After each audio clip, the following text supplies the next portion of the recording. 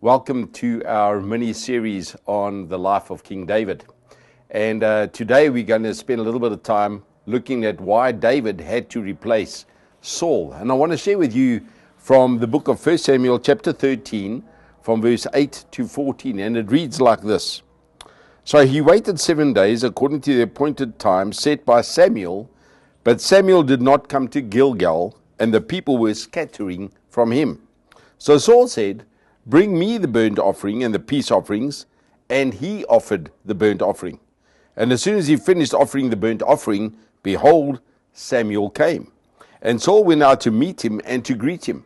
But Samuel said, "What have you done?" And Saul said, "Because I saw that the people were scattering from me, and that you did not come within the appointed days, and that the Philistines were assembling at Michmash, therefore I said, now the Philistines will come down against me at Gilgal, and I have not entreated the favor of Yahweh.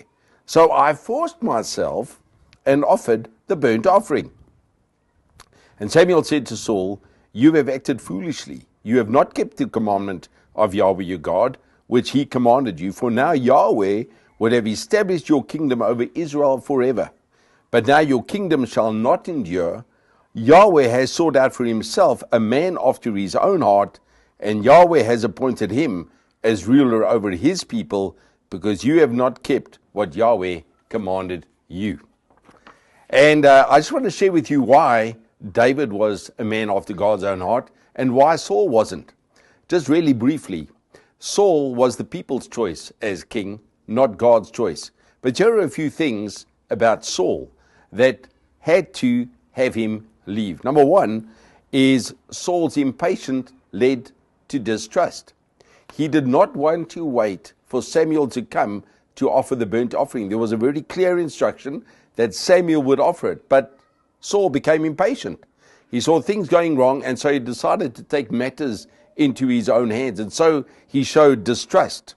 The second thing that his distrust led to was disobedience. So he knew, you are not to offer the sacrifice, but he decided, I'm going to go ahead anyway. And then, of course, it led to dishonesty. So not only did he disobey, but he was dishonest. He said, I had to force myself to do the sacrifice. I had to force myself. Well, we never forced to do the wrong thing. We never ever are forced to do the wrong thing. We do the wrong thing on our own volition. And then, of course, his impatience led to his disgrace. Because Samuel said, because you have disobeyed me, now your kingdom will no longer stand forever. Your kingdom would have stood if you had just been obedient. But because of your disobedience, your kingdom will not last forever. And then that's when the announcement is made that God has sought out a man after his own heart, and that man is David. And over the next few weeks, we're going to get to know the man David, a man after God's own heart.